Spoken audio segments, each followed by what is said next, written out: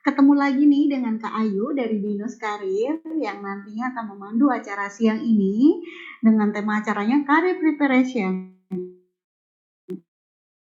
Jadi seminggu ini teman-teman akan ketemu dengan Kak Ayu ataupun Kak Zia pastinya di Career Preparation.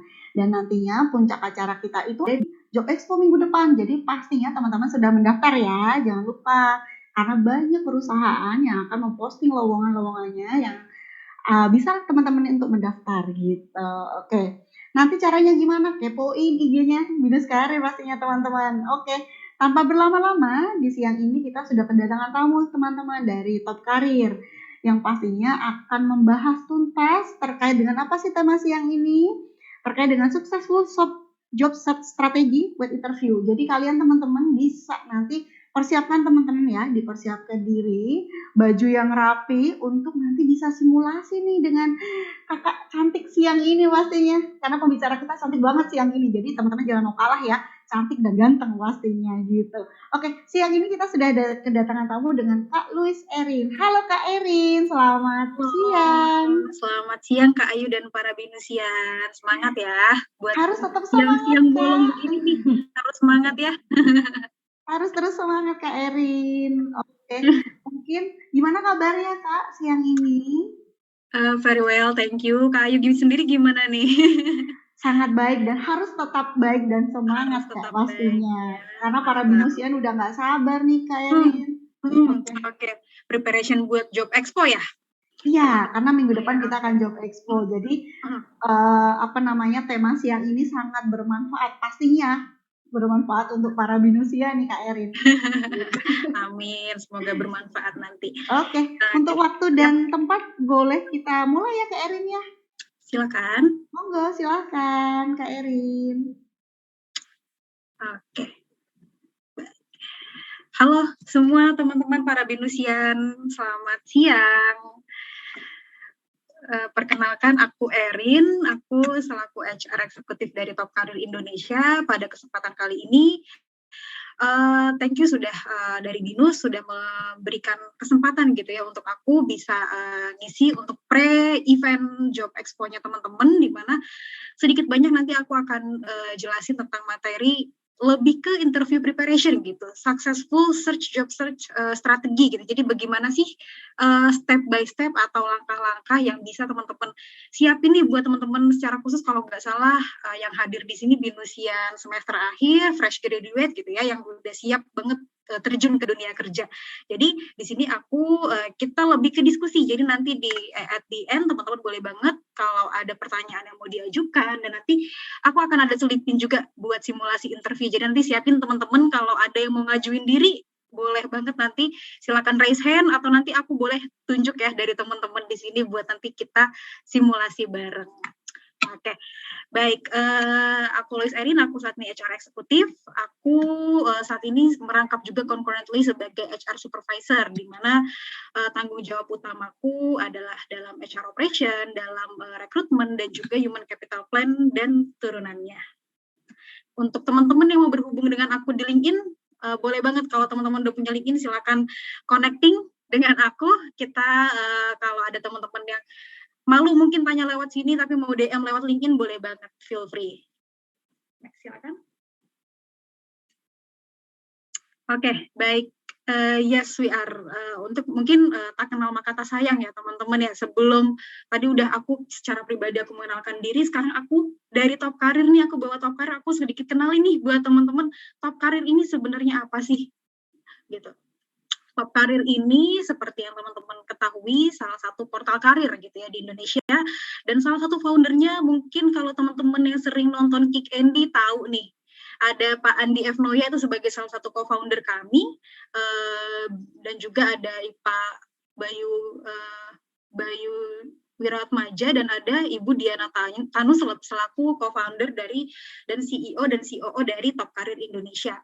Dan Top Karir ini nggak sebatas cuma yang teman-teman ketahui job posting aja, tapi juga kita bekerja sama dengan universitas, sampai yang kali ini kita sedang lakukan ini. Kita selain terbatas dengan job posting, kita juga ada bekerja sama dengan universitas, dengan sekolah, dengan UMKM, sampai dengan government teman-teman. Jadi buat teman-teman yang butuh nggak cuman hanya nyari kerja tapi juga butuh pelatihannya, butuh tes minat bakatnya. Terus habis itu mau tahu juga nih tips and trick ngobrol bersama para ekspertis di bidangnya, yaitu ada Top Career Clinic kita punya. Itu boleh banget teman-teman kepoin di aplikasi Top Career. Seperti itu perkenalan singkat dari Top Career. Boleh, silakan next. Oke. Tadi pas di awalnya sudah ada sedikit hint wajahnya Pak Bayu Janitra ini, di mana beliau adalah CEO dan co-founder dari Top Career Indonesia. Beliau ini punya mindset dan punya satu hal yang digaungkan gitu ke teman-teman Top Career buat selalu inline gitu dengan teknologi, selalu berkembang ikutin perkembangan zaman, dan beliau pernah mengutip dengan kalimat sebagai berikut. Di era disrupsi teknologi saat ini, anak muda harus cakap dan bijak memanfaatkan teknologi digital untuk menangkap peluang karir. Disrupsi teknologi ini sendiri dimaknai sebagai sebuah perubahan fundamental ya teman-teman, akibat perkembangan sistem teknologi digital, yang mana teknologi atau digital atau robot ini nantinya akan menggantikan dan mengubah peran serta kerjasama pekerjaan manusia. Jadi penting banget buat teman-teman di era sekarang manfaatin benar-benar teknologi yang ada supaya nggak ketinggalan gitu ya. Dengan sekarang makin kesini yang ada yang tadinya dilakukan oleh manusia, tapi sekarang sedikit perlahan-lahan udah mulai digantikan sama robot. Nah teman-teman di era sekarang ini contohnya mencari karir. Teman-teman mungkin zaman dulu kalau tahu mungkin di era abang-abangnya, kakak-kakaknya, atau mungkin papahnya, orang tuanya dulu tuh mencari kerja tuh harus secara langsung gitu, on the spot ya teman-teman ya. Jauh-jauh dari kampung ke Jakarta, karena yang tahu lokasinya itu cuma di Jakarta aja. Taunya cuma kerja interview secara on the spot aja gitu, tapi semakin kesini, semakin kita tahu koran itu digantiin sama job portal gitu ya teman-teman ya. Gitu, dimana kita bisa melihat all over Indonesia dalam satu aplikasi yang sama kayak gitu. Nah, itu teman-teman perlu banget untuk melek soal terkait itu, terlebih buat teman-teman yang siap gitu nih mengembangkan step-nya ke depan untuk ke arah profesional karir. Baik, thank you. Silakan next. Oke, baik. Ada fakta menarik nih teman-teman, yaitu sekitar 90% perusahaan melihat akun media sosial para kandidat potensial, dan 79% perusahaan melakukan penolakan berdasarkan apa yang mereka temukan. Ini salah satu source dari Manifest 2020 Recruitment Survey. Dan sebagai FYI gitu ya, saya adalah salah satu dari 90% orang tersebut, teman-teman, terutama di LinkedIn. Kalau misalkan terlebih untuk posisi yang mungkin kita harus lihat sisi lebih jauhnya gitu ya dibanding dari yang apa yang ada kita lihat pada saat interview, kita harus maju melihat portofolionya dia lebih daripada sekedar portofolio by text. Kita harus lihat dari sosial medianya teman-teman. Katakanlah untuk posisi desain, untuk marketing communication gitu ya. Itu selain daripada sosial media LinkedIn atau CV-nya, saya akan maju ke Instagram ya teman-teman. Ini FYI aja ya, rata-rata apalagi kalau rekruternya itu anak milenial gitu, pasti mereka kepo banget nih. Wah, pada saat interview kandidat ini bagus banget. Apakah di media sosialnya merepresentasikan hal yang sama gitu dengan apa yang dia bawakan saat interview. Nah, itu penting buat teman-teman bisa aware juga sama sosial media teman-teman gitu ya. Ini sebagai mini survei aja untuk ngasih tahu betapa pentingnya juga nih teman-teman dalam bijak bermain sosial media kayak gitu. Oke, silakan next.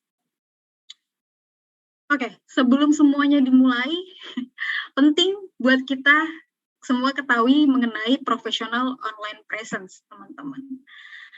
Online presence itu is your eksistensi dalam dunia maya ya, teman-teman. Jadi kayak what you create, what you wrote, what you thought gitu on social media, sedikit banyak pasti menggambarkan siapa Anda sebenarnya. kayak gitu. Saat ini a simple click of button gitu, semudah ngeklik satu tombol gitu udah jadi kayak kelihatan tuh semuanya ya di sosial media. Dan semudah itu juga para pemberi kerja juga mengenal teman-teman lewat dan secara profesional dan juga secara personal lewat sosial media gitu. Jadi untuk alasan ini developing your online presence, professional presence itu sangat penting juga melalui jejaring sosial atau jejaring profesional. Gitu. Jadi dan kehadiran online ini yang memudahkan pemberi kerja juga gitu untuk memiliki jalan tambahan untuk mencari dan menilai teman-teman sebagai kandidat yang potensial. Gitu. Jadi ingatlah untuk nanya gitu ke diri sendiri kalau katakanlah online presence itu kalau seandainya teman-teman cari nama teman-teman di Google, Lois Erin gitu misalkan. Nah yang muncul di Google itu pertama kali apa? Apakah malah muncul kayak jejak digital yang negatif atau malah muncul kayak portofolio teman-teman gitu kayak LinkedIn dan lain-lain dan sifatnya positif dan menunjang karir gitu. Itu penting ya buat teman-teman telusuri jejak digital teman-teman kayak gitu.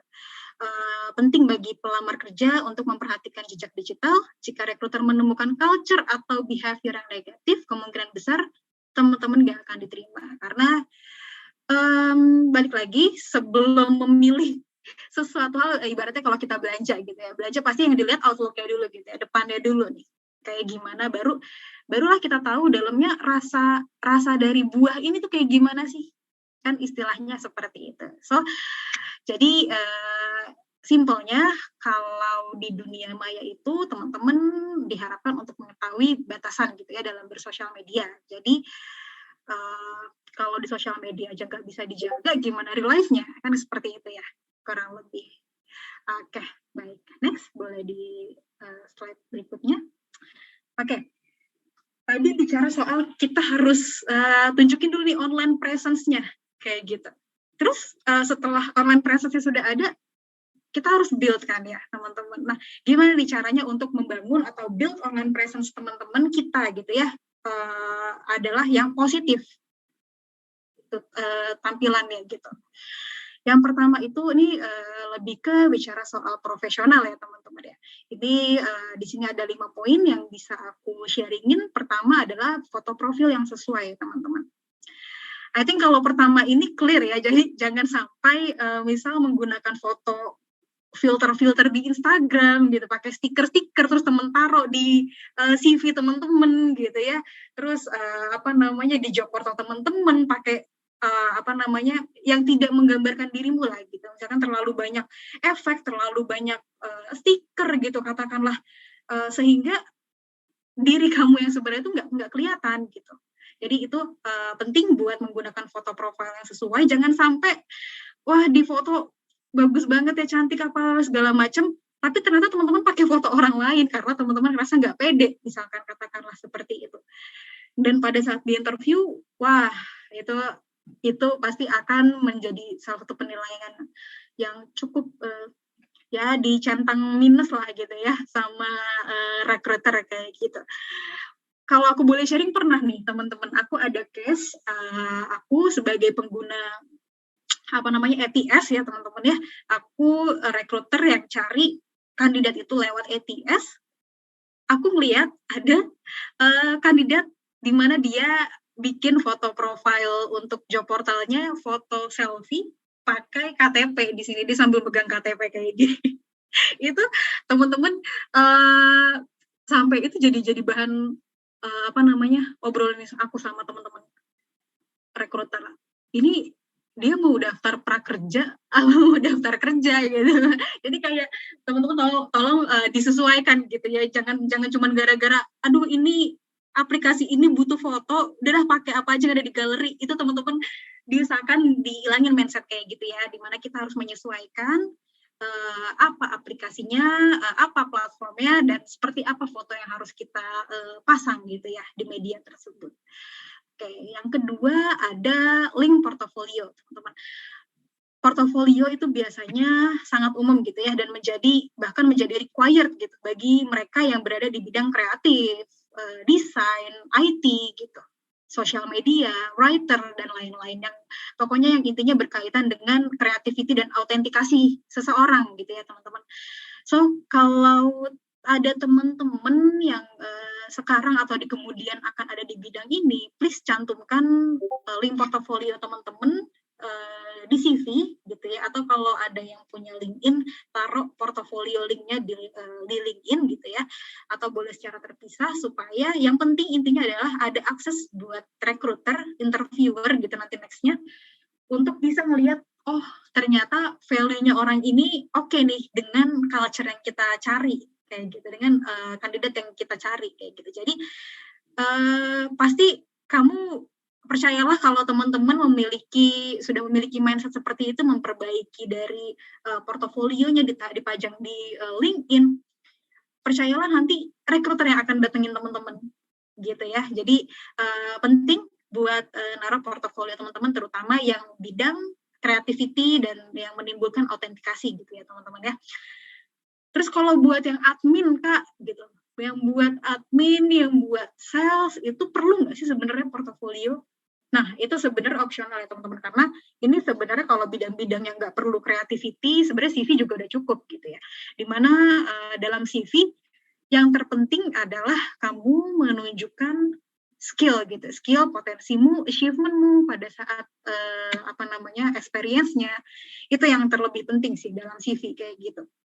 Jadi kalau buat teman-teman yang nanti ke depannya akan bidang administrasi atau sales gitu, di mana sebenarnya nggak butuh-butuh banget gitu portofolio gitu, karena memang sebagian besar waktunya cuma dihabiskan di Google Workspace, di Microsoft Office gitu ya, terus habis itu cuma building negosiasi aja gitu. Itu sebenarnya portofolio itu tidak terlalu dibutuhkan ya teman-teman ya. Gitu. Terus kemudian yang ketiga, konsisten membuat konten. Buat teman-teman di Gen Z atau Gen Y gitu ya, milenial tuh sekarang lagi booming banget nih dengan istilah ngonten gitu ya teman-teman ya. Good job kalau teman-teman udah ada konsisten gitu in this way gitu. Terlebih kalau teman-teman yang misalnya create kontennya positif gitu. Misalkan cewek-cewek nih biasanya tutorial make up gitu, tips and trick gitu. Terus atau misalkan konten tentang kegiatan sosial ditunjukin di sosial media gitu. Congrats teman-teman ya. Kalian udah secara otomatis merefleksikan your own positive presence gitu di dalam online gitu, dalam sosial media kayak gitu. Nah, terus Kak, kalau misalnya yang nggak suka ngonten gimana nih Kak? Gitu. Boro-boro mau ngonten, ada niat aja enggak gitu ya. Boro-boro niat, kepikiran aja enggak gitu kan bahkan. Ya, oke, kalau soal itu sama sebenarnya aku juga bukan tipe yang konten abis sebenarnya. Kalau ada kesempatan ya kita show gitu ya, nunjukin foto gitu di sosial media. Kalau nggak ada aktivitas yang aku nggak akan ada apa-apa yang aku tampilin di sosmed aku gitu. Aku tipe yang seperti itu. Nah kalau yang punya keseharian seperti itu, mungkin minimal nggak usah nggak pakai create konten, nggak apa-apa sih, nggak salah gitu. Cuman minimal teman-teman itu nggak nge-create konten yang salah gitu. Atau misalkan teman-teman tuh malah nge-boomingin gitu ya, nge-up gitu berita-berita negatif seperti gosip, pencemaran nama baik, provokasi sara, terorisme gitu. Nah, jadi minimal kalau teman-teman nggak suka konten hal-hal yang positif gitu, minimal teman-teman nggak usah ikut-ikutan ranah yang negatif gitu ya di media sosial. Jadi tunjukkanlah kalau teman-teman itu adalah sosok yang netral gitu dalam bersosial media gitu. Jadi teman-teman bijak gitu ya dalam menggunakan dunia online ya, seperti itu. Terus yang keempat ada follow sosok inspiratif gitu. Ini apakah harus gitu, kayak mungkin jadi pertanyaan, sebenarnya sosok inspiratif itu definisinya kayak gimana dan apakah harus gitu. Sebenarnya nggak seperti itu ya teman-teman, lebih ke misal kayak gini, misal teman-teman follow Menteri Keuangan Republik Indonesia Sri Mulyani misalkan, karena teman-teman itu ada di bidang di background ekonomi dan teman-teman aware terhadap perekonomian Indonesia dan global gitu misalkan. Dan teman-teman tuh sering gitu komentarin aktivitasnya atau kegiatannya Bu Sri Mulyani dalam sosial media gitu. Nah, itu sebagai gambaran itu kurang lebih seperti itu teman-teman. Jadi sebelum masuk ke ranah profesional, teman-teman udah figurnya dulu nih, oh gue passionate banget nih di ekonomi, gue pengen ngikutin doi nih biar bisa jadi expertise gitu di bidangnya gitu. Misalkan itu mungkin kalau kita ambil contoh Ibu Sri Mulyani mungkin terlalu jauh deh gitu. Yaudah yang deket-deket aja deh, misalkan kayak contohnya anak muda zaman sekarang siapa ya, Tasya Kamila gitu ya, misalkan dia Maudy Ayunda gitu, Najwa Shihab gitu misalkan, di mana mereka adalah tokoh-tokoh yang bisa build online positive presence mereka melalui pendidikan gitu, dan teman-teman ke inspirasi gitu lewat kegiatan-kegiatannya mereka, itu kurang lebih seperti itu nggak apa-apa gitu. Jangan malah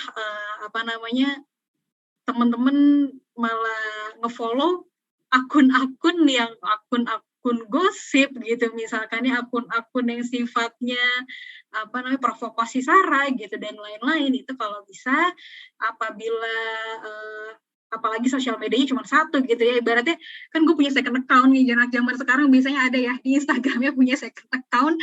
Jadi teman-teman mohon dibatasi kalau untuk hal yang seperti itu ya teman-teman ya. Oke. Jangan kejauhan dulu deh, misalkan teman-teman punya pikiran kayak gini, mana mungkin recruiter bisa tahu gue follow siapa, gue follow si ini, gue follow si itu gitu. Atau tiba-tiba, atau bahkan teman-teman punya kepikiran, gue nggak mau jadi diri gue sendiri, gue jaga image aja, nanti recruiter stalking gue lagi gitu. Misalkan teman-teman ada pemikiran kayak gitu. No, teman-teman jangan sampai ke situ dulu, jangan sampai ke recruiter dulu pikirannya, tapi pikirkanlah bahwa yang melihat online presence dirimu itu di media online itu bukan semata-mata recruiter aja ya teman-teman, tapi juga anyone relasimu di sosial media bisa memberikan penilaian akan hal tersebut gitu. As simple as that. Kayak misalkan kamu terkenal baik di sosial media dan teman-teman relasi media sosialmu melihat dan tahu-tahu kamu masuk ke sebuah perusahaan terus ternyata rekanmu itu adalah kenalannya recruiter gitu kan, kurang lebih itu kamu dirimu itu online positive presence-mu itu bisa di-sharing gitu ya sama relasi tersebut ke recruiter. Jadi jangka pendek dan jangka panjangnya itu kurang lebih seperti itu ya teman-teman. Makanya ada istilah batasilah sosial media kayak gitu. Dan terakhir, bijak dalam bertutur kata teman-teman. Ini juga clear ya, aku pikir ini cukup clear, dimana jangan sampai tutur katamu di media online itu jadi bumerang gitu ya buat dirimu sendiri. Contoh yang bisa jadi konkret nih, misalkan katakanlah ada anak binus misalkan namanya si Ani gitu misalkan, terus dia saling follow gitu sama dosen A, misalkan dosen sastra Indonesia misalkan di semester 5 misalkan kayak gitu nih. Nah awalnya dosen ya fine aja karena nilai si Ani tuh kelihatannya tuh baik aja gitu di kelas gitu. Ternyata pas udah saling follow-followan 1 semester 2 semester, kok si Ani ini sering ya nebarin sara mulu ya dalam sosial medianya gitu. Kok gosip tentang yang negatif mulu ya yang di-up gitu ya di sosial media. Nah, ini kurang lebih itu maksud dari jadi bumerang gitu buat dirimu sendiri. So, be wise gitu ya dalam bersosial media dan dalam mengeluarkan state atau kata gitu ya dalam sosial media. Seperti itu. Boleh di next kan? Oke, baik. Kemudian tadi udah mengetahui gimana cara building online presence gitu. Terus sekarang udah siap nih misalkan buat maju lagi nih ke depan. Next step-nya adalah screening lowongan kerja. Screening loker-loker karena teman-teman lagi aktif gitu ya menjadi job seeker dan lain-lain, persiapan gitu. Nah, yang pertama ini caranya adalah ketahui dulu minat dan potensi kerjamu, teman-teman. Minat itu apa, potensi apa, bedanya gini teman-teman.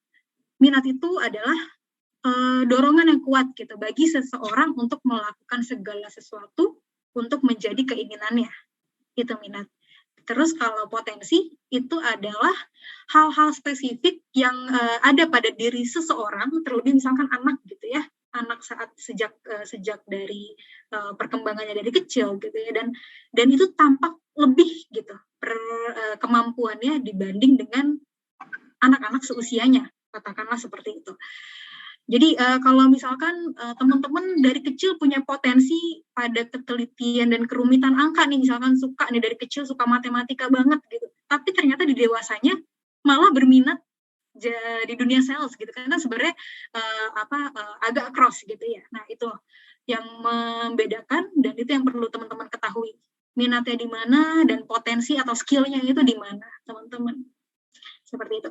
Terus kedua, cari lowongan lewat platform pencari kerja. Gitu. Ini cukup clear ya teman-teman. Balik lagi, karena kita sekarang udah maju ke arah digital, jadi teman-teman boleh silakan perbanyak untuk cari pekerjaan lewat platform digital.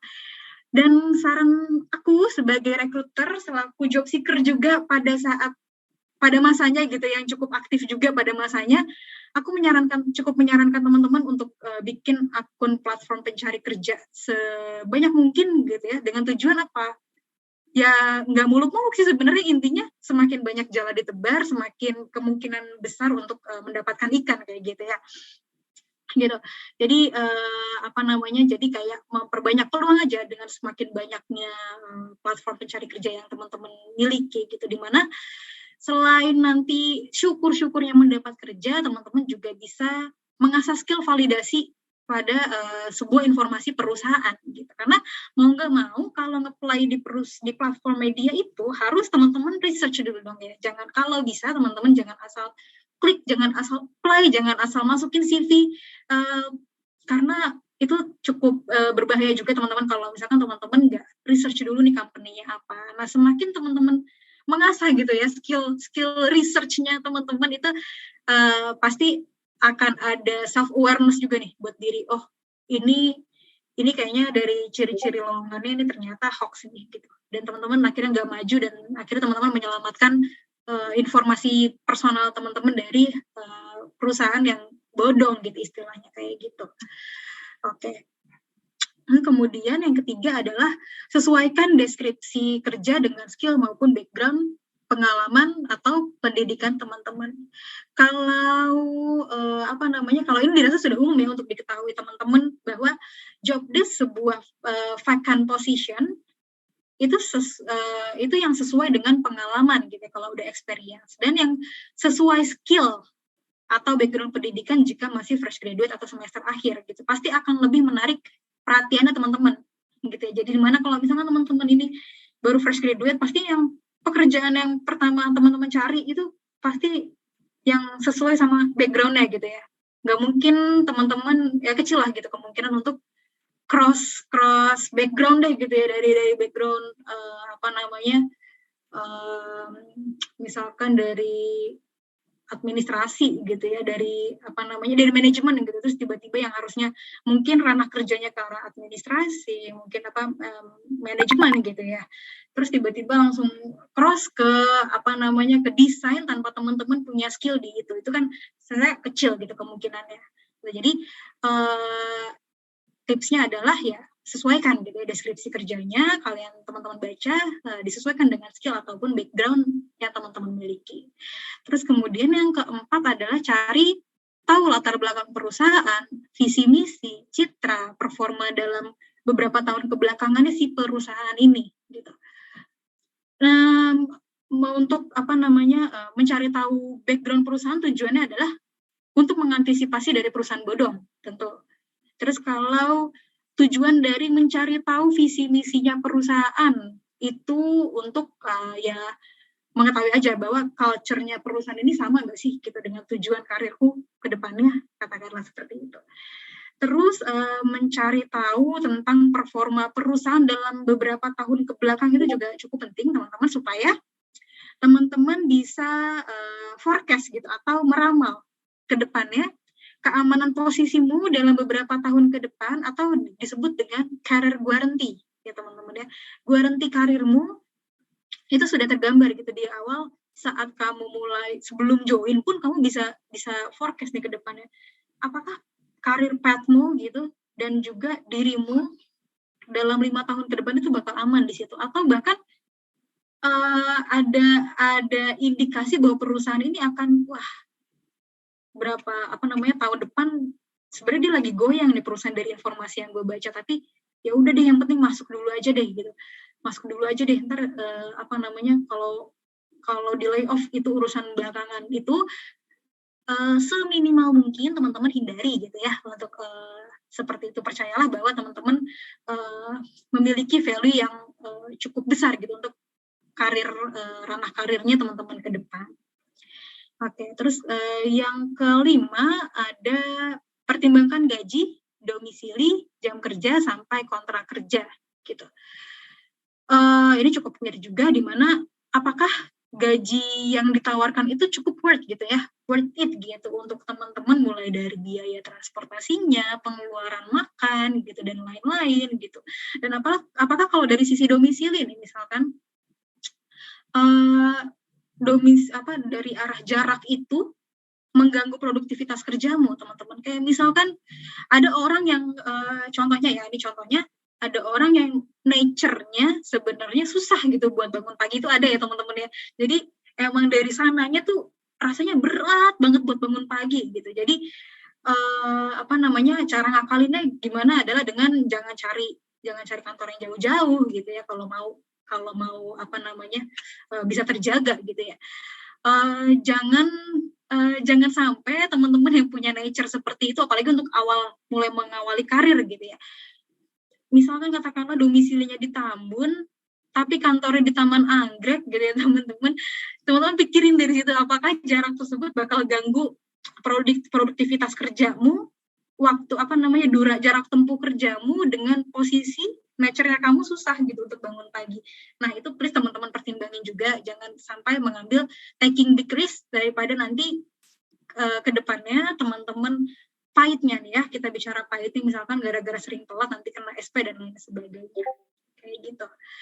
Terus yang terakhir itu adalah pilih perusahaan yang memberi banyak peluang berkembang di luar insentif.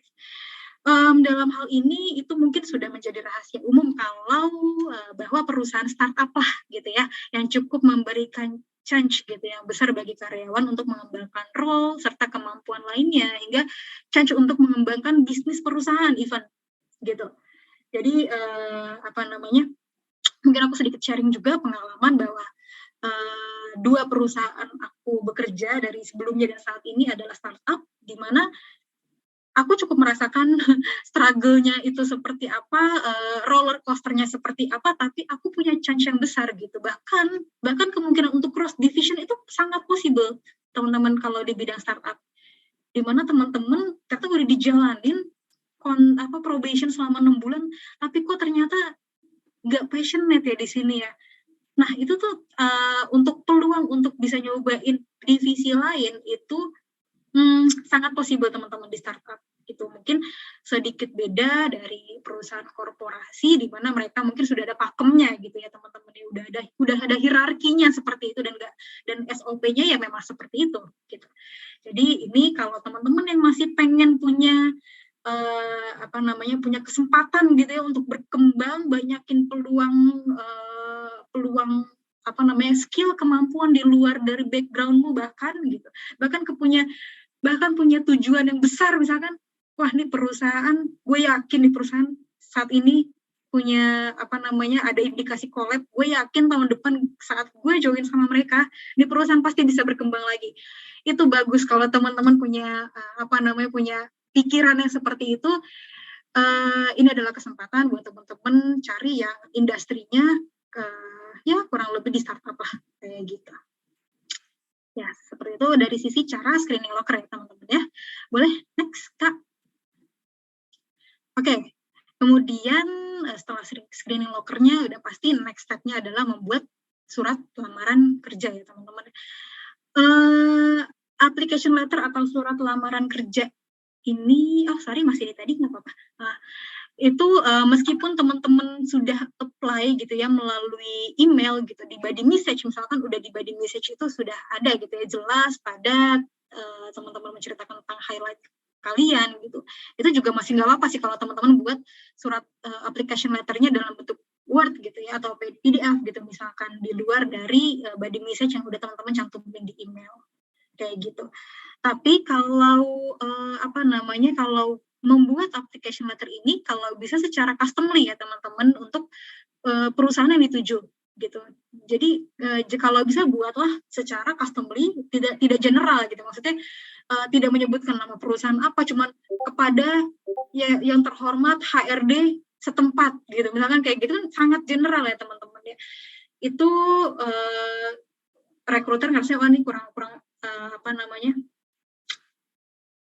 effort nih kurang effort nih gitu. Dia sebenarnya maunya kemana sih, apa cuman kayak cari peruntungan aja nih, apa memang dia punya interest gitu di sini. Nah, tunjukkanlah rasa interest teman-teman lewat customly application letter itu dalam body message-nya gitu ya teman-teman ya. Dimana yang pertama kalau dari sisi struktur itu baca dengan baik gitu persyaratan yang dibutuhkan dalam lowongan pekerjaan tersebut. Terus kedua, tulislah surat lamaran kerja dengan kata yang merupakan bahasa baku gitu ya menurut Kamus Besar Bahasa Indonesia.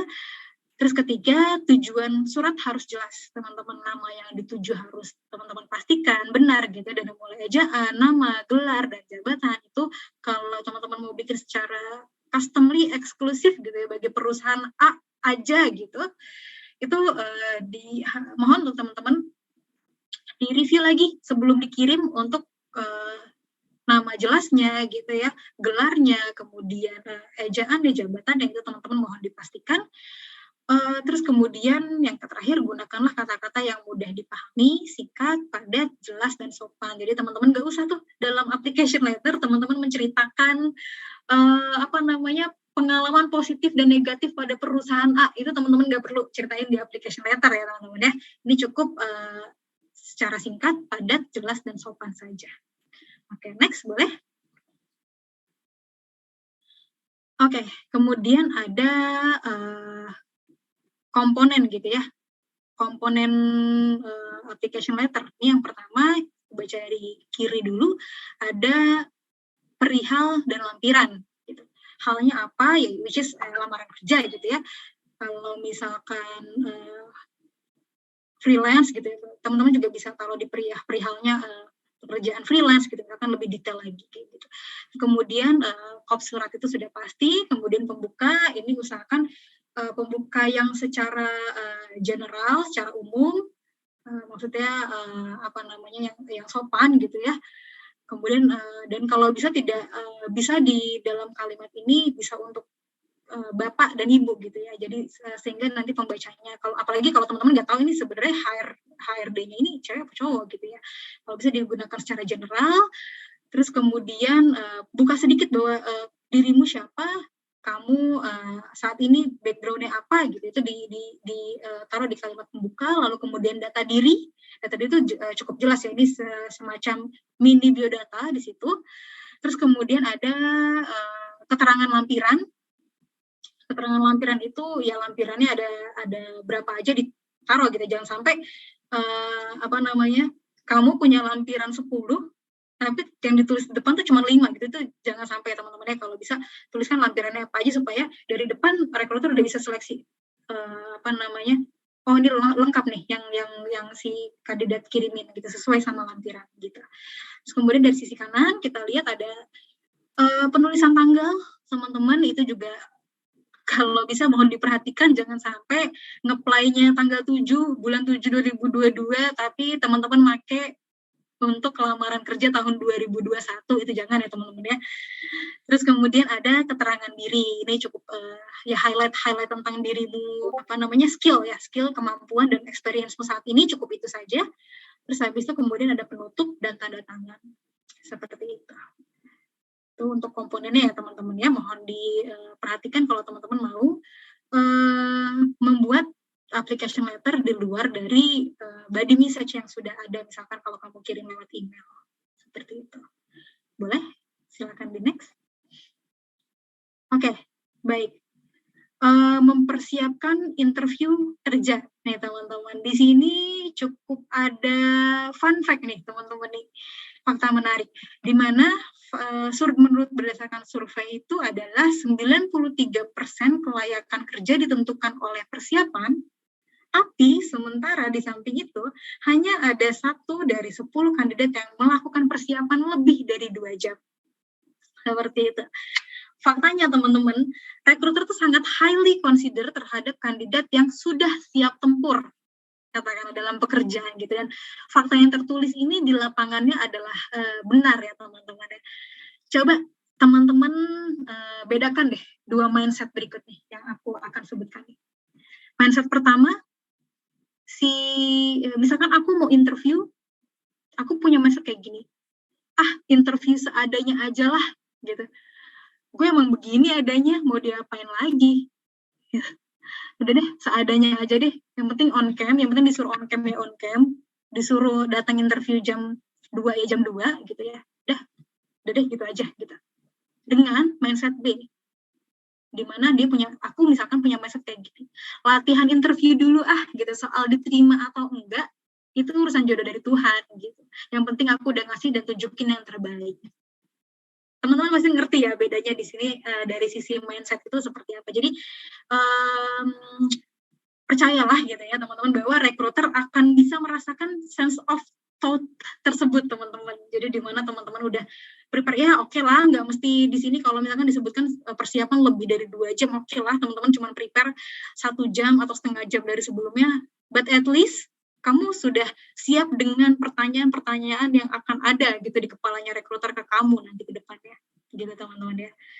Gitu. Minimal aja teman-teman udah baca tentang background perusahaannya, udah baca tentang posisi yang ditawarkan kepada kamu, itu minimal teman-teman sudah pelajari soal itu aman teman-teman ya gitu. Jadi jadilah 1 orang dari 10 kandidat orang tersebut gitu, karena pada dasarnya sejatinya gitu persiapan tersebut tuh bukan semata-mata buat menyenangkan telinga atau matanya rekruter aja kok teman-teman, tapi juga tentu berguna untuk dirimu ke depannya. Semakin sering kamu latihan, semakin well prepare kamu ke depannya untuk menghadapi rekruter-rekruter yang akan datang gitu ke depannya. Karena percayalah bahwa rekruter itu jenisnya kan banyak ya teman-teman ya. Ada yang humble di depan gitu, ada yang langsung tegas di depan itu, dan teman-teman semakin sering latihan bakal udah ada gambaran gitu untuk menghadapi setiap kondisi atau lawan bicaranya nanti yang akan datang.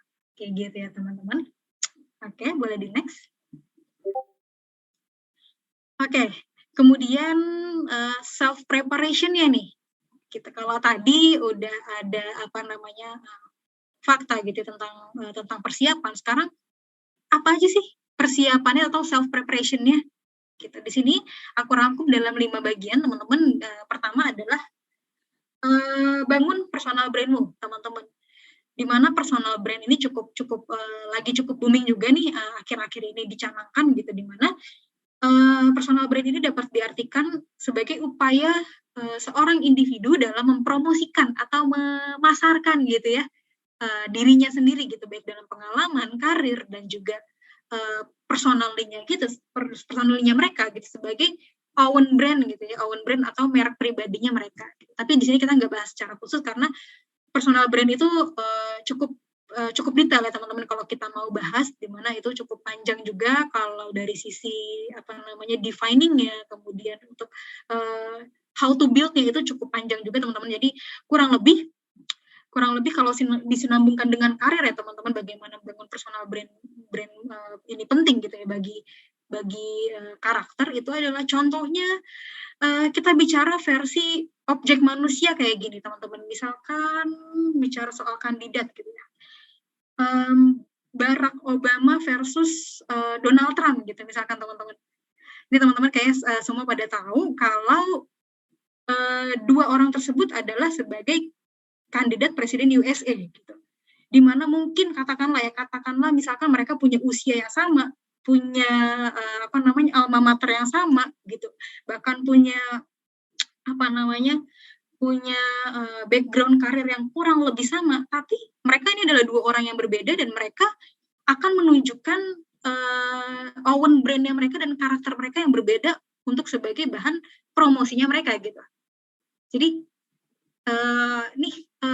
this is me gitu, this is me, aku punya own brand-nya seperti ini. Kamu mau memilih aku atau mau memilih yang brandnya seperti B gitu kan, kata kurang lebih seperti itu ya teman-teman. Jadi kurang lebih begitulah cara kita tunjukin own brandnya kita, value diri kita seperti apa ke recruiter atau perusahaan yang dituju teman-teman. Oke, kemudian di preparation kedua ada tentukan goals karirmu. Mungkin seberapa banyak nih teman-teman di sini yang sudah bisa menghidupi diri dengan bekerja di bidang yang gue banget nih gitu. Cukup gue banget nih gue kerja di bidang ini nih gitu. Sungguh beruntung nih teman-teman kalau misalkan teman-teman bisa berkarir gitu ya, bisa mendapatkan penghasilan dan berkarya dari jenis pekerjaan yang emang sudah teman-teman idamkan sejak lama. Jadi pentingnya untuk menyusun tujuan karir itu adalah ya seperti itu gitu, supaya teman-teman lebih mudah untuk membuat planning gitu ke depannya, karena teman-teman udah tahu seluk-beluknya itu akan profesi tersebut itu seperti apa sih gitu. Jadi karena banyak juga nih teman-teman pengalaman yang kurang menyenangkan gitu, situasi yang kurang menyenangkan di mana dengan bekerja di sektor atau pekerjaan yang jauh dari passion atau bakat yang sudah lama ditekuni gitu. So kalau teman-teman baru mau melangkah ke arah profesional gitu, dunia profesional, mulai deh teman-teman untuk rancang tujuan karir masa depannya teman-teman dengan bertanya gitu pada diri sendiri tentang beberapa hal seperti pekerjaan jenis apa sih gitu yang aku sukai, itu satu. Terus kedua, keahlian seperti apa nih yang aku punya, yang aku miliki untuk bisa ditekuni untuk menghasilkan uang gitu, untuk menghasilkan income di luar dari pekerjaan utamaku. Itu juga teman-teman bisa dipikirin gitu ya dari sekarang. Barangkali teman-teman pengen bekerjanya di bidang HR gitu, di bidang HR, tapi teman-teman tertarik banget nih buat nekunin SEO, SEM gitu ya, digital marketing. Itu kan cukup feel free ya sekarang buat bisa ikutin pelatihan-pelatihan di luar sana, di mana keuntungannya adalah buat tambahan additional income gitu. Itu pasti akan berguna juga buat teman-teman kayak gitu.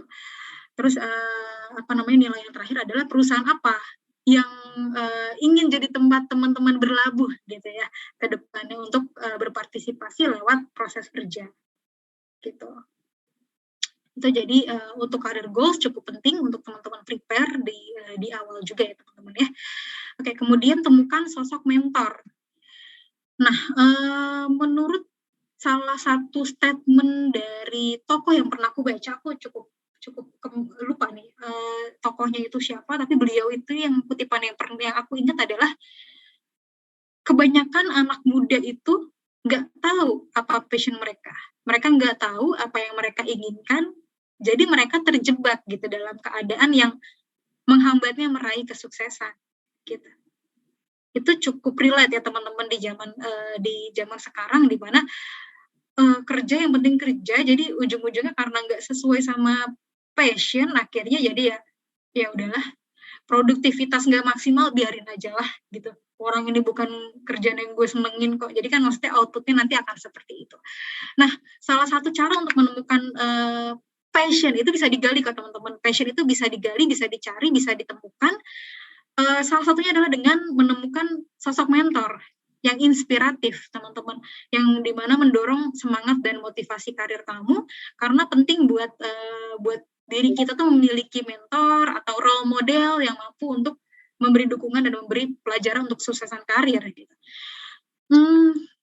Mentor ini mungkin nggak melulu definisinya adalah guru gitu ya teman-teman ya, tapi bisa juga seperti sosok gitu yang lebih berpengalaman daripada kita. Katakanlah seperti itu. Misal teman-teman tuh, misal ada teman-teman di sini yang udah fresh graduate di bidang manajemen marketing misalkan, terus teman-teman punya planning karir sebagai markom gitu, planning karir sebagai marketing communication gitu, dan ternyata senior teman-teman tuh ada yang senior di kampus tuh ada yang sudah sukses menjadi markom manager di usia yang muda dengan segudang prestasi gitu.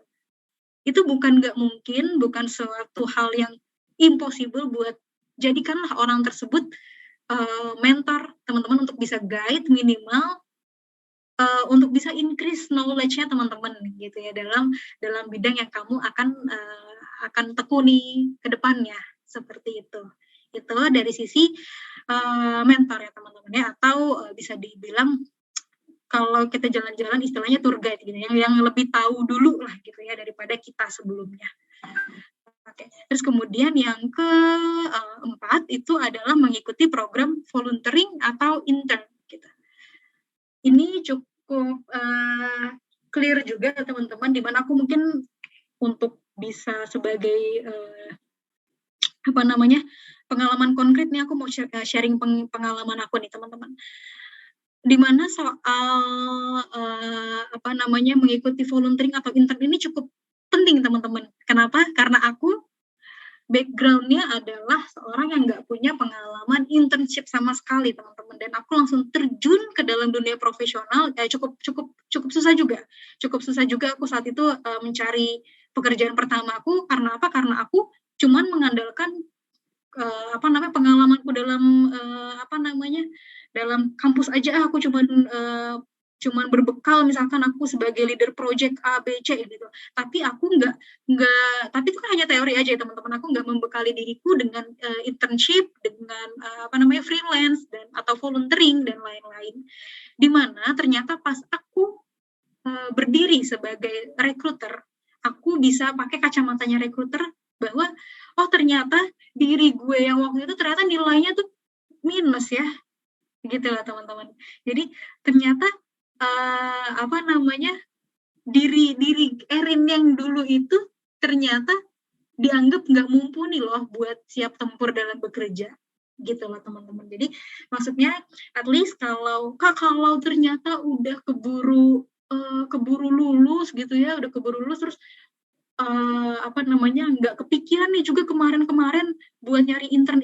Sekarang aku udah harus dituntut nih Kak buat harus profesional karir, nggak pakai tuh magang-magang sama orang tua gitu. Misalkan katakanlah seperti itu. Itu menurut aku it's okay, dijalanin aja, dicoba aja, karena soal berkat atau rezeki itu nggak ada yang tahu ya teman-teman ya. Yang penting sambil beriringan dengan kamu mencari profesional karirmu, zaman sekarang ini makin banyak webinar atau pelatihan-pelatihan diadakan secara online ya teman-teman. Itu advice-ku gitu ya, boleh teman-teman ikuti supaya ada hal yang bisa kamu jual gitu ya, ibaratnya kamu nggak ikut internship tapi kamu sudah berhasil sukses ngikutin pelatihan A dengan nilai sekian gitu. Itu bagi aku cukup nilai yang nilai plus juga gitu ya buat seorang kandidat gitu. So teman-teman tolong cukup aware, apalagi teman-teman masih kuliah, boleh nih dari sekarang kalau ada kesempatan, apalagi misalkan sekarang kuliahnya hybrid nih, bisa offline bisa online, itu please dijadikan opportunity buat teman-teman kembangin di internshipnya atau magang-magangnya atau freelance-nya kayak gitu. Karena baik lagi kerja itu kita nggak belajar teman-teman, masuk dunia kerja itu kita nggak belajar tapi kita praktek gitu ya. Jadi itulah sedikit advice, saran dari aku yang mungkin cukup menyesal pada saat itu, dan sekarang aku mau sharing supaya teman-teman nggak mengalami hal tersebut, hal yang serupa seperti itu. Oke, yang terakhir adalah temukan relasi gitu. Temukan relasi ini cukup clear juga, di mana good luck buat teman-teman yang mungkin udah punya kenalan di sebuah perusahaan yang ingin teman-teman tuju gitu ya, karena minimal teman-teman udah mendapatkan rekomendasi subjektif gitu ya, langsung dari orangnya gitu. Tapi kalau bisa please jangan mengandalkan relasi tersebut 100% ya gitu. Kamu harus percaya diri akan potensi dan kemampuanmu. Oke, berikut self preparation ya. Semoga bermanfaat. Boleh di next.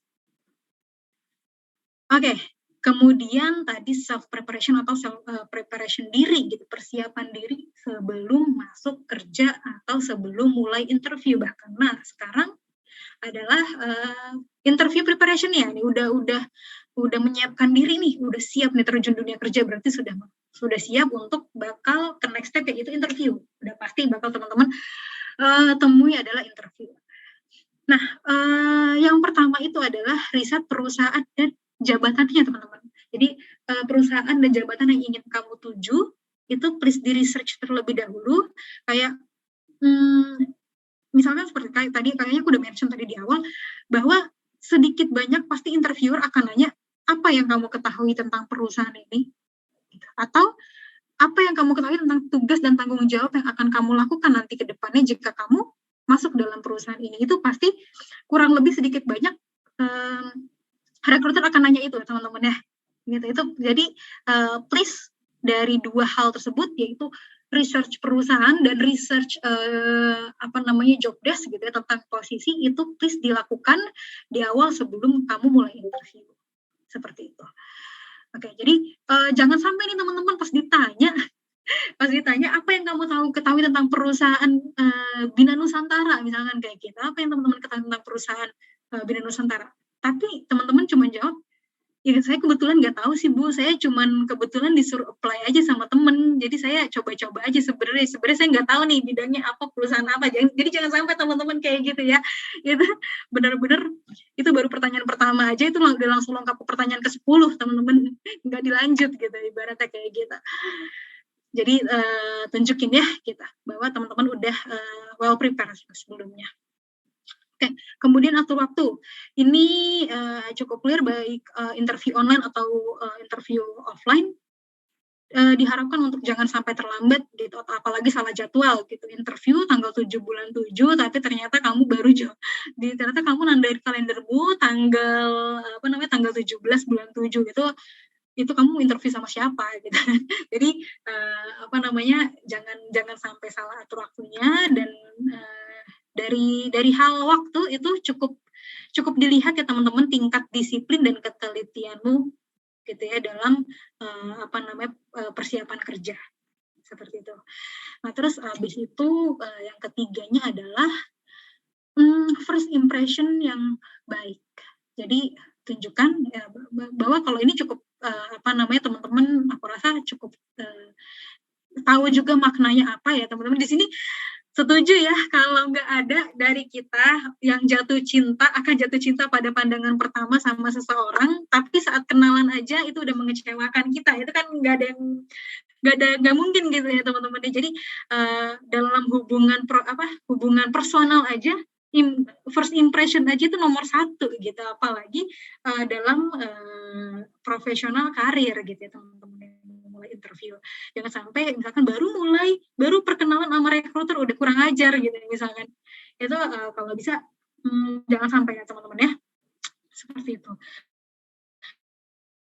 Terus kemudian itu yang ketiga, kemudian yang keempat adalah tunjukkan antusiasme teman-teman. Kita tunjukin bahwa teman-teman memiliki minat dan semangat yang besar jika teman-teman bergabung dengan perusahaan yang teman-teman tuju. Jadi tunjukin kalau interest gitu, jangan lesu, jangan lunglai, jangan lemes gitu ya Besti. Jadi kayak kalau lagi interview itu tunjukin aja kalau kamu tuh semangat gitu. Itu menunjukkan salah satu effortmu gitu dalam melakukan interview kita.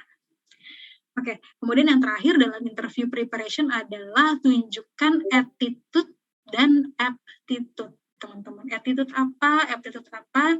Jadi kalau attitude itu sepertinya teman-teman juga udah tahu bahwa attitude itu adalah sikap atau mental yang direfleksikan gitu ya dari diri gitu ya, yang ditunjukkan gitu. Kayak self reaction gitu ya ke lawan bicara atau ke ke sebuah tindakan gitu.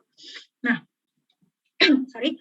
Jadi kalau aptitude itu bisa, sedangkan aptitude itu bisa diidentikan dengan talenta atau kelebihan yang dimiliki seseorang, atau bisa diibaratkan juga dengan kecerdasan gitu.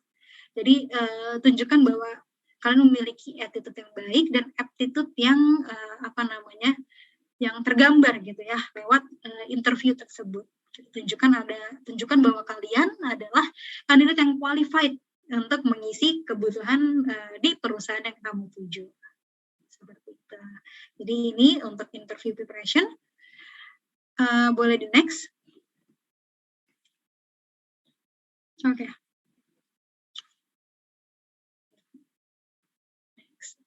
Lagi. Sampai habis aja nggak apa-apa. Oke, satu lagi. Nah, ya.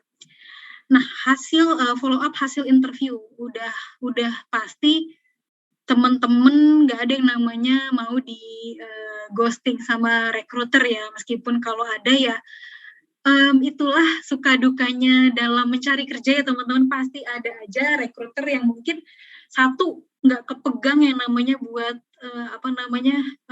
ngasih nginfoin gitu ke kandidat satu-satu gitu ya. Kalau misalkan perusahaan tersebut nggak punya automatic format gitu ya. Atau mungkin bisa jadi lupa gitu karena memang kandidat tersebut atau posisi tersebut nggak diprioritaskan gitu, karena biasanya dalam rekrutmen itu recruiter itu punya data di mana posisi per posisi itu ada tingkat urgensinya masing-masing teman-teman kayak gitu. Jadi biasanya akan lebih utamakan yang urgent terlebih dahulu kayak gitu.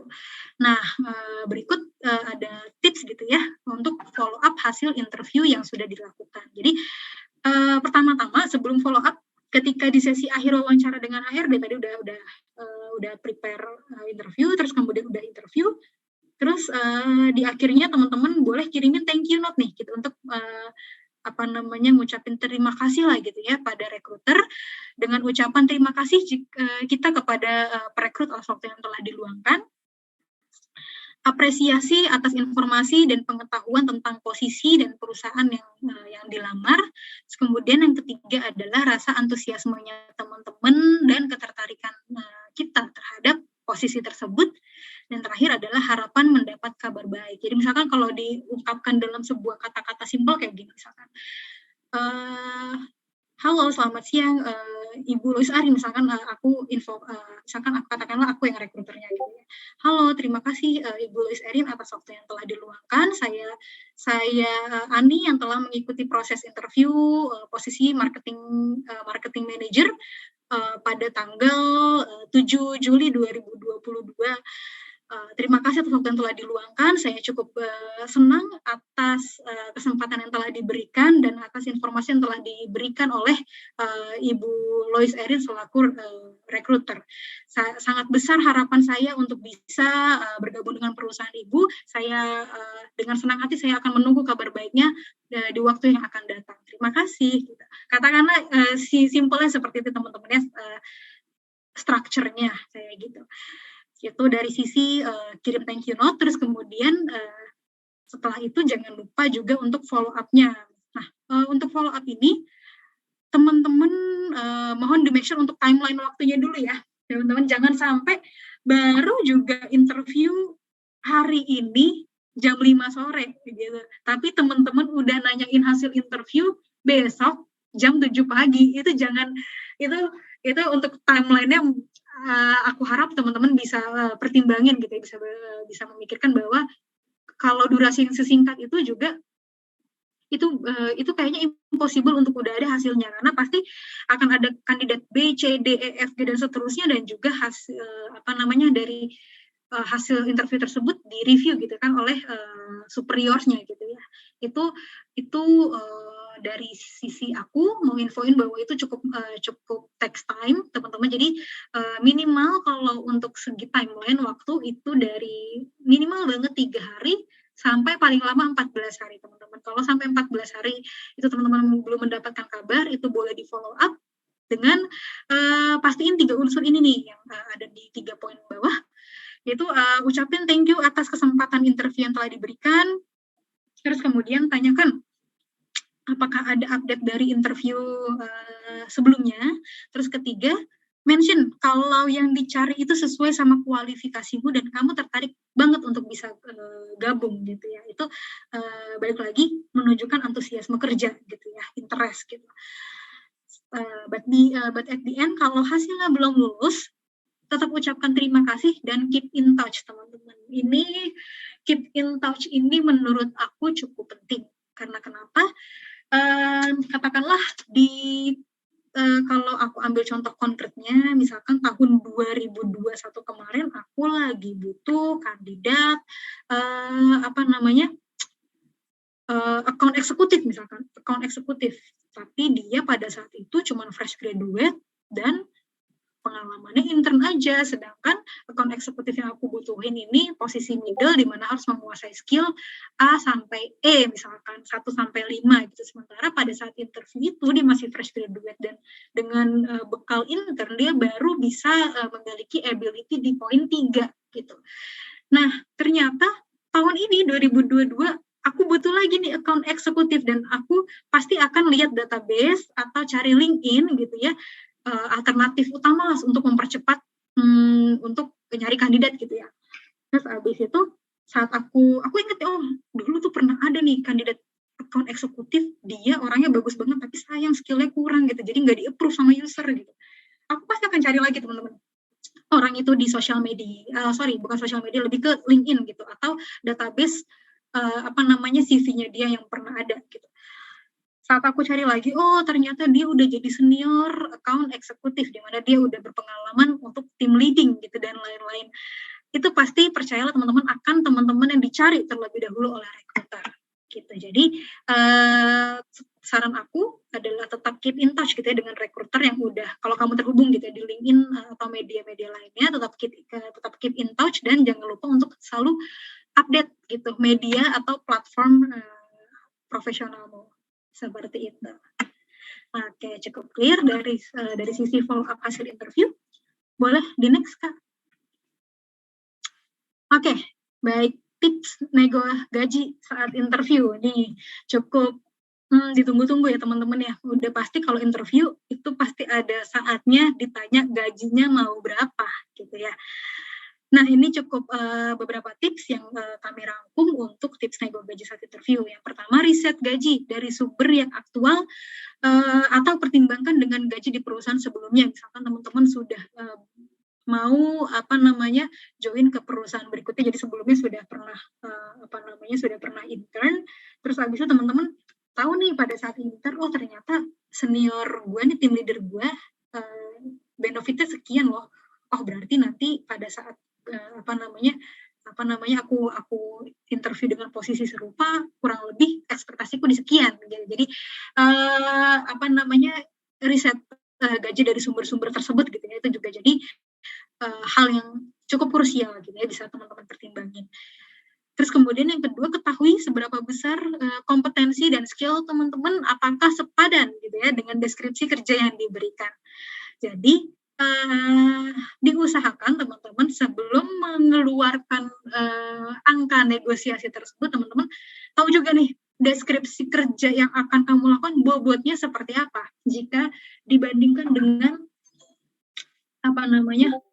tenagamu, effortmu, waktumu, bahkan itu please research dulu untuk hal itu supaya at the end kamu nggak ngerasa ternyata nggak sebanding gitu, padahal di awal kamu punya chance gitu, kesempatan buat dinegosiasikan seperti itu.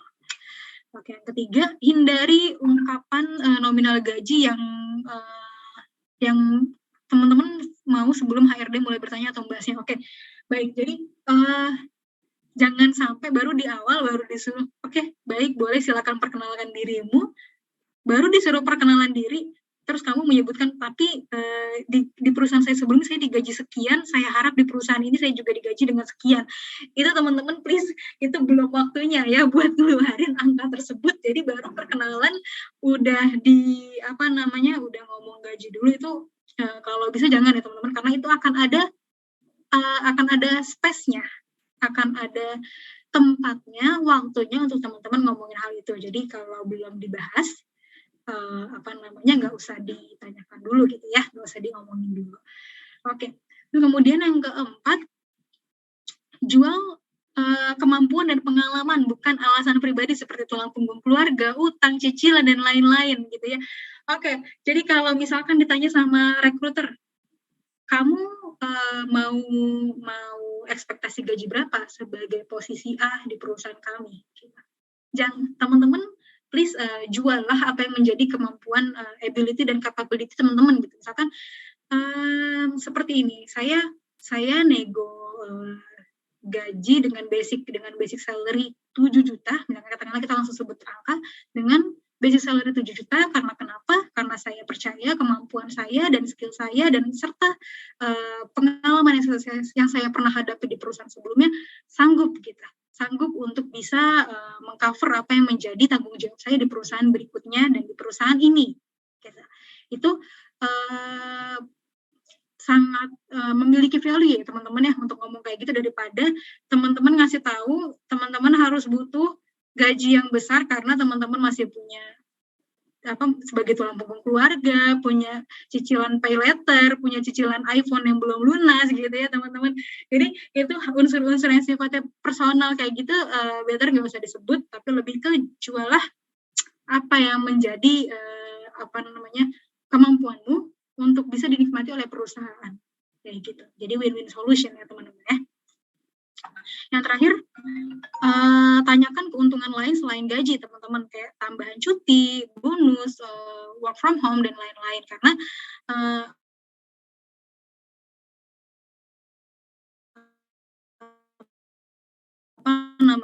untuk bisa work from anywhere, kamu nggak perlu kamu nggak perlu ngeluarin ongkos, jadi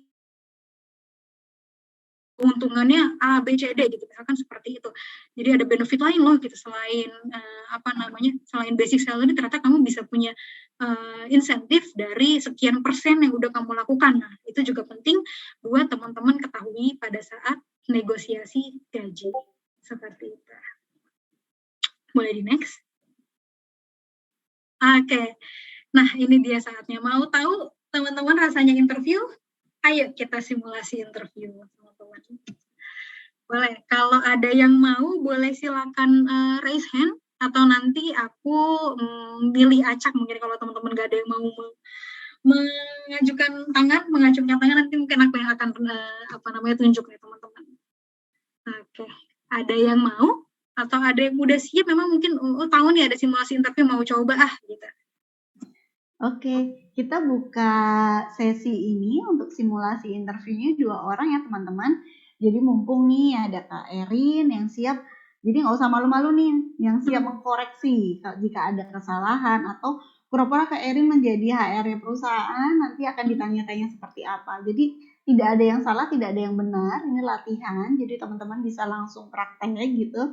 Yang mau magang internship, jadi kebetulan gini Kak Erin, di BINUS itu kita sudah ada magang, 3 tahun kuliah, 1 tahun magang. Jadi teman-teman juga bisa untuk simulasi persiapan untuk magang gitu. Jadi teman-teman yang butuh malu nih gitu, nggak usah malu, siapa tahu nanti dikasih tips and triknya sama Kak Erin ini nantinya gitu.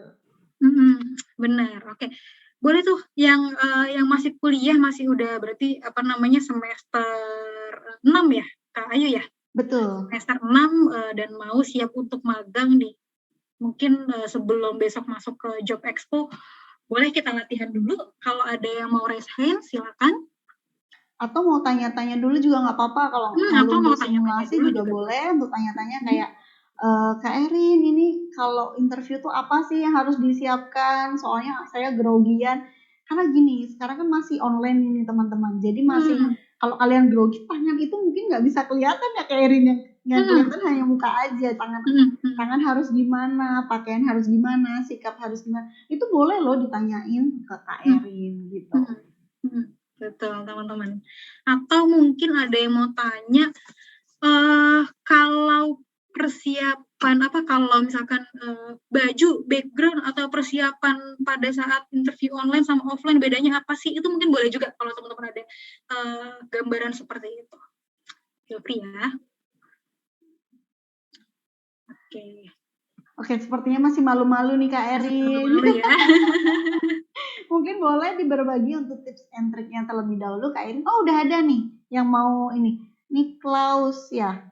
Niklaus Raharja. Halo Niklaus. Halo Niklaus Raharja. Yang Kak mau tanya, itu kalau kita kan belum dapat kerja, itu gimana sih Kak kalau HRD-nya kita udah pengajuan interview buat ini lamar kerja cuman nggak dipanggil dalam udah 2 bulan saya nggak dipanggil, itu gimana tuh Kak gambaran? Jadi istilahnya saya menunggu atau menunggu di follow up aja gitu. Oh oke, kamu udah interview ya sebelumnya berarti ya? Oh belum, ini lagi Oh di belum? pemanggilan, lagi coba lempar Oh, CV, oke. cuman udah coba pakai Greens 2 bulan nggak dipanggil-panggil gitu. Oh, oke. Mungkin aku, lebih mau ngasih tips dari oke tadi kamu sebut berarti dari portal job lain gitu ya? Iya, Berarti, misalkan apply-nya dari portal job lain. Oke, perlu diketahui bahwa teman-teman kalau di portal job itu ada yang namanya, automatic gitu ya, pesan otomatis teman-teman. Jadi kalau misalkan jadi rekruter itu pasti melihat kalau teman-teman itu ada nge-apply gitu ya, dan kalau, orang kandidat itu potensial untuk di next proses pasti akan ada button atau notifikasi atau automatic message gitu buat diinfokan ke kandidatnya kalau memang teman-teman itu sesuai gitu. Jadi pasti kalau dari portal media pasti akan ada pesan otomatisnya. Tapi kalau misalkan karena itu sifatnya general ya teman-teman. Biasanya kan kalau dari portal media itu dia nggak langsung kehubung ke recruiter secara personal gitu ya kayak misalkan dari email atau dari WA atau dari LinkedIn gitu misalkan. Tapi kalau dari portal portal job itu sudah pasti pesan otomatis. Jadi kayak diklik maju ke next step, diklik maju ke next step kayak gitu. Nah, teman-teman itu perlu mastiin dari ngelihat aja nge-recheck emailnya secara berkala. Karena itu kalau kamu apply-nya secara otomatis nge-apply-nya lewat job portal itu sudah pasti mereka akan ngasih feedback-nya secara dari job portal juga gitu. Jadi dan itu masuknya ke email biasanya. Kalau teman-teman nggak dapetin lewat email ya berarti teman-teman mungkin dirasa belum belum lolos screening gitu ya, Nicholas ya, mungkin kayak gitu sedih kurang bener sih ya, lebih. Kak, sedih bener di PHP. Soalnya sih kayak saya ngerti gini, kayak di PI tadi saya ngerti sih, Kak, karena saya kan emang saya ngajuin kan UI UX, emang fokusnya kan ke DKV. Cuman ini kayak Mhm. cuman kan saya nggak adil aja sih, saya di SI-nya sendiri diajarin gitu. Mhm. Mhm mhm mhm. Betul Sama betul. sama ini, Kak, kok banyak Mhm. sih perusahaan mintanya tuh pengalaman kerja 1 tahun, sedangkan dia ngomong depannya fresh graduate gitu. Iya sering terjadi gitu. Ibaratnya disuruh cuci tangan tapi nggak boleh megang keran gitu ya. Iya, maksudnya saya bilang gini, nggak maksudnya Mmm, apa sih istilahnya ya, nggak maksudnya dia minta fresh graduate, cuma syarat mhm kerjanya 1 tahun mhm gitu.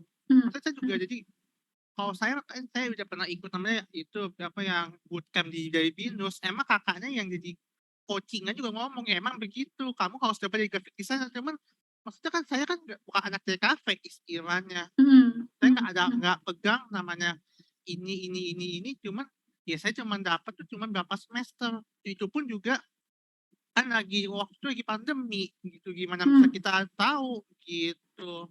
mhm mhm mhm Nah, mhm gimana mhm. tuh, Kak, jadinya? Itu sekaligus tuh jadi pertanyaan saya tuh kalau nanti di interview, soalnya kita pasti kan yang anak BINUS mungkin yang BINUS yang 21 sama 22 pasti bakal ada perbedaannya, Kak, gitu. Kan yang kalau yang Mhm. belum sebelum pandemi kan enak ceritanya kan udah 4 tahun pengalaman ada di kampus. Yang Mhm. kita kan yang kayak saya tuh yang teman-teman yang lain tuh yang dua-dua tuh cuma masuk kampus cuma sampai semester 4,5, situ udah libur, kita di rumah WFH gitu. Heeh. Iya, Gimana benar. tuh, Kak? Pengalaman pengalaman malam itu gimana? Saya kan emang kampus ada 1 tahun tuh kita enlistment, Kak, ada maksudnya kita tuh bisa langsung terjun ke dunia luar. Cuman kan Mhm gagal pandemi, saya mhm. awalnya mau magang jadi research, jadi penelitian gitu. Mmm, mhm mhm mhm Mana mhm. tuh, Kak? Mhm. Oke, baik. Mungkin kalau saran aku ya berarti kamu, change buat, terjun langsung dunia praktisnya gitu ya berarti ya. Jadi Betul. kesempatannya berkurang gitu ya gara-gara malah jadi ada perubahan gitu ya, perubahan program gitu-gitu. Nah mungkin kalau saran aku tadi kamu, UI UX ya, DKV ya? Enggak, aku sistem informasi. Sistem informasi. Oke, setahu aku kalau IT itu banyak sekali buka bootcamp kelas ya, di kelas ya? Ya, Heeh. Nah dari, kacamataku sebagai recruiter untuk teman-teman yang punya pengalaman di bootcamp, itu berarti di bootcamp kan kamu ada chance buat praktek secara langsung ya. Nah, itu boleh banget Niklaus untuk dicoba bootcamp-nya, karena saat kamu sudah melalui studi di bootcamp itu dan dapat sertifikat itu bagi aku cukup nilai plus gitu ya. Apalagi yang kita tahu kalau orang IT itu sebenarnya yang dibutuhin itu ya skill-nya gitu. Skill-nya, kemampuannya gitu. Jadi saat ditanya kamu bisanya apa aja, nah itu kamu bisa untuk nyinfoin bahwa kamu sudah melakukan praktek ini pada bootcamp ini, dan saya sudah menghasilkan sertifikat, jadi saya memiliki kemampuan ini gitu. Kurang lebih seperti itu di kelas kalau saran aku. Saya sih juga lagi tungguin nih sertifikatnya nih yang dari bootcamp kemarin tuh kayaknya belum dikirimin nih. Karena tuh Bu Ayu, Bu itu kan saya ikut bootcamp yang kemarin juga belum dikirimin tuh. Iya tuh, maksudnya minta itu gimana Kak? Maksudnya tuh ya kami sih emang pengennya sih selesai dari BINUS maunya cepet-cepet dapat kerjaan, jadi biar nggak beratin keluarga gitu. Cuman ya bagaimana? Maksudnya kita sih ya mau berjuang sih mau Kak.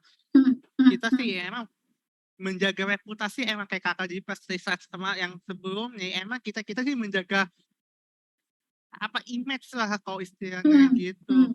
Cuman gimana Kak? Maksudnya kita kan nggak pernah ditangkap polisi, nggak ada ikut kriminal juga, nggak ada ikutin gitu kan ya. Maksudnya ya gimana? Masa gagal pandemi kita nggak dapet jadi kecek. Misalnya gini loh Kak, nyari kerja sebelum pandemi sama saya kan pernah ada pengalaman magang waktu SMA. Itu kayaknya gampang Kak. Waktu sekarang di pagi pandemi, jadi kayaknya susah bener gitu. Iya, oke. Emang pandemi ini cukup bikin ibaratnya langsung keputer gitu 360 derajat, yang harusnya kita di sebelumnya udah punya plan A, B, C, D, E, tapi ternyata semua harus berubah.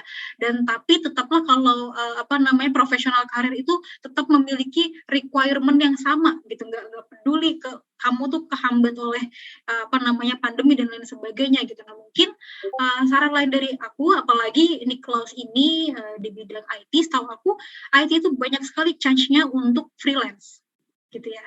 Beda dengan administrasi gitu ya. Administrasi itu sangat mungkin aku nggak pernah juga dengar admin freelance gitu, jarang gitu. Freelancer admin gitu. Tapi kalau IT, desain, UI, UX, researcher, data scientist dan lain-lain itu biasanya mereka akan punya chance yang besar buat freelance. Yang penting intinya adalah praktek kerjanya nih Klaus. Jadi kayak sedikit banyak kamu pernah terjun langsung untuk ngerjain gitu, atau kamu punya project sendiri, project mandiri, itu juga boleh. Itu juga boleh nih Klaus. Project lagi megang ini Bu Ayu, boleh ini nggak saya juga emang lagi ngerjain ini bikin Figma nih, sambil nungguin dipanggil kerja, sampai saya bikin UI UX juga, ngambil nunggu ambil latihan gitu. Betul. Cuma saya bingung kayak saat pandemi gini kayak cari kerja susah bener, kayak kita nyari emas di sungai, dapatnya tuh bukan emas, dapatnya sampah gitu. Nggak dapat emas susah. Gimana? We feel you, Niklaus. We feel you. Apa, yang penting tetap semangat ya. Betul. Ya. Itu semangat, tetap semangat. Satu, betul. Gitu, Percayalah Niklaus, kalau berkat atau rezeki itu nggak akan pernah ada yang ketukar, apalagi kalau Niklaus berusaha, betul. Apalagi kayak tadi, satu benefit juga Niklaus bisa ada di background pendidikan yang bisa punya peruntungan chance untuk freelance gitu. Itu cukup nilai plus juga untuk Niklaus. Silakan dikembangkan baik dari ngerjain project personal gitu ya, project mandiri dan juga freelance. Ini teman-teman ini ada yang punya punya online shop gitu. Terus habis itu kamu kontribusi buat bantuin developing webnya dan lain sebagainya. Itu adalah poin plus nih Niklaus gitu. Jadi please jangan dibatasin gitu ya. Kalau kamu udah 2 minggu nggak dipanggil, ini berarti kayak cukup sampai di situ aja. Itu please jangan sampai situ aja menyerah gitu. Kayaknya lebih tepatnya 2 bulan sih Kak perjuangan saya. Oh iya, 2 bulan. It's okay. Nggak apa-apa, 1000 umpan pasti ada satu yang nyangkut di kelas. Berarti Betul. Kak, saya sih belajar dari Jack Ma aja, dia ditolak di apa ya, KFC, ujung-ujungnya punya Alibaba gitu. Iya, nggak apa-apa, yang penting tetap semangat ya Niklaus, dan tetap Masih ikutin aja nanti di job expo-nya Binus juga join ya, karena banyak perusahaan juga. Siapa tahu jodohmu di sana nih pekerjaannya gitu. Iya.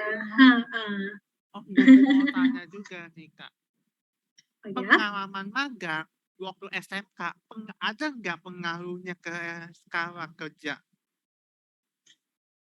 magang buat SMK ya. Iya, pengalaman. Kan saya ada pengalaman magang tuh 6 bulan. Mhm. Habis itu, saya tuh di 6 bulan itu emang, ini curhatan aja nih. Jadi istilahnya tuh ada ininya, Kak, apa ya, Kak, apa namanya, ada dinilai sama si yang ininya, penilainya itu teman dapat C, B, teman dapatnya B gitu. Dikarenakan saya suka telat-telat telat. Itu ada pengaruhnya nggak gitu dari ini 4 tahun kemarin gitu ke sekarang. Bisa jadi iya, bisa jadi enggak, tergantung dengan tingkat urgensi yang kamu apply sih di kelas. Kalau dari sisi aku kayak gitu. Misalkan apa namanya, yang kamu pernah magangin itu ternyata itu yang dibutuhin gitu. Nah itu baru ada kemungkinan, ada possibility. Tapi kalau magangmu di luar banget, geser banget nih, berubah banget dari apa namanya, job posisi yang kamu apply itu, kebutuhan itu kemungkinan besar enggak sih. Atau jika memang memungkinkan, itu mungkin masih ada ya, possibility itu pasti ada. Mungkin nanti kamu bisa apa namanya, dilanjutkan studi gitu, dilanjutkan apa namanya, kayak semacam practice license gitu ya, dari perusahaan, kalau memang dia tahu Niklaus potensial gitu untuk posisi ini. Itu Caci itu pasti ada Niklaus, kalau dari sisi aku bisa nginfoin ya, kayak gitu. Soalnya gitu sih Kak. Saya sih soalnya kan apa banyak tuh kayak teman saya juga curhat nih, apa dia kerja di satu perusahaan, di situ dia perusahaan yang barunya dia tuh nyindir, wah ini gini, ini apa anaknya kayak begini, besoknya dia ditolak langsung dari tempat kerjanya yang baru. Itu setelah kalau kayak gitu, kalau dari sudut pandang kakak gimana tuh setelah kalau umpama kayak begitu? Kalau tahu apa tadi, sorry, case-nya berarti gimana? Contohnya kan teman aku kan kerja nih di perusahaan lama, dia mau pindah nih ke perusahaan baru.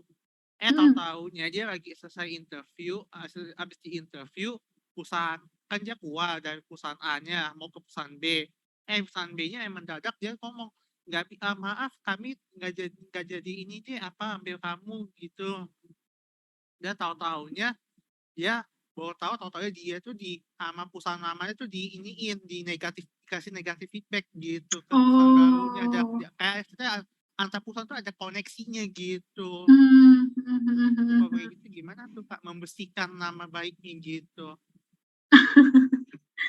Baik lagi, kalau apalagi itu pandangan ya, itu penilaian, itu nggak ada yang bisa, kita nggak bisa ngontrol because apa pandangan orang lain terhadap kita. Tapi yang bisa kita lakukan adalah membuktikan. Jadi kalau misalkan nggak ada apa namanya, record negatif, untuk apa takut. Jadi kalau misalkan nanti next kita dipertanyakan, benar ya kata si perusahaan lama kamu begini gini, kamu bisa menunjukkan gitu loh, apa saya clear, nggak ada kecurangan seperti ini, bisa ditanyakan ke teman-teman saya, rekomendasi apa namanya, relasi saya yang paralel gitu, yang paralel dengan saya itu, maksudnya bisa dibuktikan dengan seperti itu, selagi memang pure nggak ada record negatif gitu. Jadi kalau soal pandangan bakal negatif itu menurut aku pasti akan ditemukan dalam dunia kerja, Niklaus. Dunia kerja itu cukup keras, cukup keras. Mungkin kalau teman-teman masih kuliah, mungkin isunya itu cuma kayak nanti dimarahin dosen gara-gara nggak ngerjain tugas, nanti apa namanya, nilai gue apa namanya, berkurang, absen gue jadi begini-gini segala macam gitu. Kalau mungkin kalau isunya kuliah cuma seperti itu. Tapi kalau dunia kerja itu percayalah bahwa partner itu bisa nentuin juga performance review kita ke atasan. Jadi kita nggak bisa ngindarin tuh penilaian orang-orang yang ada di sekitar itu, karena itu hak mereka. Yang penting kita lakuin aja yang terbaik sesuai dengan KPI atau kewajiban kita. Kayak gitu. Makasih ya Kak. Semangat Niklaus. Semangat ya Niklaus. Pasti ada. Oke, terima kasih Niklaus. Menarik ya sharingnya. Jadi karena banyak case juga sih Kak Erin memang boleh. Teman-teman ini gitu. Oke, satu lagi pertanyaan boleh ya Kak Erin ya sebelum kita foto bersama. Ini ada Sharon. Sharon boleh open mic nggak? Halo Sharon. Oke. Boleh langsung. Halo Kak, aku mau nanya nih. Aku kan fresh graduate ya, cuman belum ada pengalaman gitu mau lamar kerja. Jadi aku mau lamar kerja, cuman belum ada bakal pengalaman gitu. Mungkin dari kuliah kemarin, bukan baru dari kuliah doang. Cuman aku kan kemarin ambilnya tuh magang, magang. Cuman aku magangnya ini kurang suka sama pekerjaannya gitu. Terus habis itu jadinya, terus habis itu kan riset gitu. Jadi aku magangnya jadinya nggak setahun gitu, jadinya cuma 6 bulan doang. Karena aku udah nggak suka lah, udah nggak sreg gitu sama pekerjaan itu. Karena waktu itu cuman, ya udah asal cari kerja aja gitu, asal ada buat magang lah gitu. Ya udah akhirnya aku ambil aja, terus habis itu aku karena nggak seneng, terus aku akhirnya riset.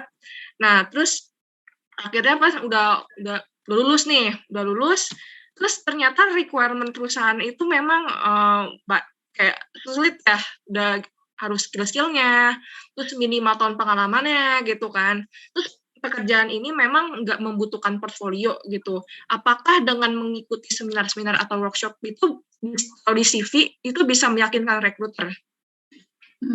Oke, thank you Sharon atas pertanyaannya. Oke, balik lagi kalau dunia kerja itu sebenarnya yang highly considered adalah yang pernah experience dalam unsur praktisnya, bukan teorinya sebenarnya kayak gitu. Tapi kalau misalkan kamu berhasil untuk dipanggil, itu nggak apa-apa buat di-mention. Itu nggak apa-apa buat di-mention karena kenapa? Minimal saat kamu di masa di masa pencarian kerjamu kamu aktif untuk ikutin workshop, webinar, tandanya kamu aktif gitu. Kamu punya inisiatif untuk mengembangkan karirmu gitu ke depannya. Lewat apa? Karena kan belum, misalkan katakanlah dalam pencarian, katakanlah kayak gini, pas saat kamu ditanya kamu bisa ngomong kayak gini. Di saat perjalanan saya mencari pengalaman posisi kerja yang sesuai dengan passion saya sembari sambil mengikuti dengan seminar atau workshop yang menunjang dari untuk meningkatkan skill saya tersebut. Minimal saat saya belum praktis dalam hard skill, saya sudah bisa mumpuni dalam soft skill. Nah, itu hal yang seperti itu bisa kamu share ke recruiter gitu. Jadi itu kalau dari sisi recruiter itu bisa menilai kamu bahwa kamu punya inisiatif. Inisiatif itu yang susah sebenarnya, yang dari setiap kepala manusia ini sebenarnya inisiatif yang susah gitu, daripada aspek-aspek lainnya. Kayak kalau misalkan bekerja itu gampang sebenarnya, tapi untuk berpikir inisiatif untuk mau mengerjakannya itu kan yang susah. Jadi kalau sambil Sharon berjalan ke depan sambil diiringi dengan kegiatan, itu menurut aku bisa di cover Sharon kayak gitu. Tapi kalau kamu ada chance untuk internship dulu, atau maksudnya dari sisi freelance-nya gitu ya, freelance kah atau intern kah, pokoknya yang sifatnya praktis gitu ya, praktek gitu ya, itu better untuk diikuti sambil kamu bisa iringi dengan workshop atau webinar yang ada kayak gitu. Sharon, semoga membantu. Ada lagi baik, terima kasih Kak. Oke, Kak Erin. Sharon, thank you ya. Oke, mungkin boleh dijawab cepat aja ya Kak ya, untuk satu pertanyaan terakhir ini dari IKD Karya. Siang Kak, saya udah pernah ikut technical test di sebuah company, kemudian mendapatkan untuk interview user. Namun setelah itu belum mendapatkan informasi lagi bagaimana kelanjutannya. Kira-kira hal tersebut termasuk menolak secara halus udah dapat kandidat lain atau kira-kira apa ya, Kak? Mungkin boleh dijawab cepat, Kak Erin? Oke, possibility itu yang apa namanya, yang dirimu mention itu benar. Biasanya kalau apa namanya kandidat itu sangat dibutuhkan, itu pasti rekruter akan secara lebih cepat juga untuk bisa manggil kamu. Tapi kalau dalam waktu tertentu, apalagi lebih dari 1 bulan, 2 bulan, itu kemungkinan besar memang perusahaan tersebut sudah punya kandidat yang lain yang lebih requirement-nya lebih sesuai kayak gitu. So jangan patah semangat ya, tetap dicari peruntungan yang lain. Nah, dalam opportunities. Oke, terima kasih Kak Dek. Semoga segera bertemu ya dengan pekerjaan yang cocok gitu teman-teman.